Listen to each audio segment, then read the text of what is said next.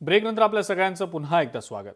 Torres company फसवणूक प्रकरणाचा तपास आता आर्थिक गुन्हे शाखेकडे वर्ग करण्यात आलेला आहे। टोरेसनं तब्बल 3 लाख गुंतवणूकदारांना फसवल्याचा आरोप आहे।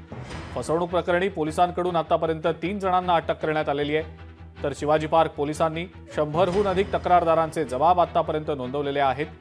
कंपनीचा संस्थापक जॉन कार्टर आणि विक्टोरिया कोवालेंको हे दोघेही युक्रेनला पसार झाल्याची माहिती मिळते।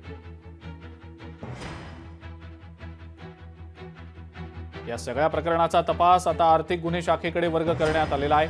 टोरेसनं आतापर्यंत किमान 3 लाख गुंतवणूकदारांना फसवल्याचा दावा होतोय।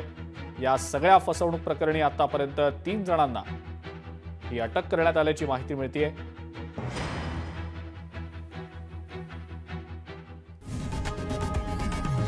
लोकशाही मराठी ऐका, पहा, जागरूक रहा।